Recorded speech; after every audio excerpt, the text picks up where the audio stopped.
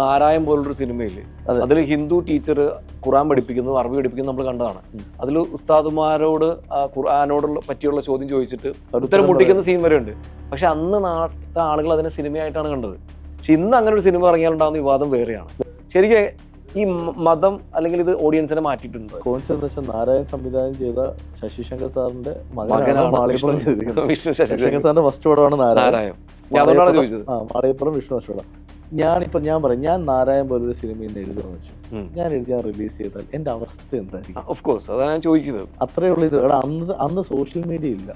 ഇത് ചർച്ച ചെയ്യാനായിട്ട് മാക്സിമം പറ്റുന്ന നമ്മളേലും അമ്പലപ്പറമ്പിലോ അല്ലെങ്കിൽ എവിടെയെങ്കിലും പോയി ഇരിക്കുമ്പോഴോ അല്ലെങ്കിൽ വല്ല വായനശാല ഇരിക്കുമ്പോൾ മാത്രമാണ് ഈ സിനിമകളെ പറ്റിയുള്ള ചർച്ചകളുള്ളത്.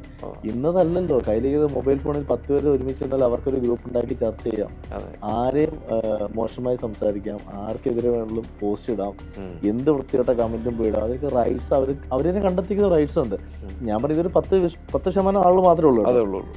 നമ്മൾ പലപ്പോഴും പോസ്റ്റ് ഇടുമ്പോൾ അതിന് താഴെ വന്നിട്ട് പൊളിറ്റിക്കലി പോലും നമ്മളെ വളരെ മോശമായി സംസാരിക്കുന്നത് ഞാൻ കണ്ടിട്ടുണ്ട്. ഞാനിത് ചിരിച്ച് കൊള്ളാമല്ലോ, അപ്പൊ നമ്മളെ ആളുകൾ ശ്രദ്ധിക്കുന്നുണ്ട്. ഇതാണ് ഞാൻ ചിന്തിക്കുന്നത്. കാരണം ഞാൻ ഈ മോശം കമന്റ് ഇടുന്നവരെ എൻ്റെ വേറൊരു ഇന്റർവ്യൂ ഞാൻ പറഞ്ഞിട്ടുണ്ട്.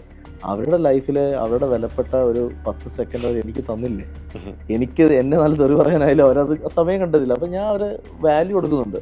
ഇപ്പം ഹേറ്റേഴ്സ് ഉണ്ടെങ്കിലാണ് എപ്പോഴും നമ്മൾ വളരുന്നത്. ഇപ്പൊ എൻ്റെ സിനിമകളിലെ നെഗറ്റീവ് പറയുമ്പോഴാണ് എനിക്ക് നാളെ മാറാൻ പറ്റും. ഓക്കെ, ഇവര് പറഞ്ഞാലും കാര്യമുണ്ട്. അപ്പൊ അത് ഞാൻ എപ്പോഴും അങ്ങനെ ചിന്തിക്കുന്ന ഒരാളാണ്.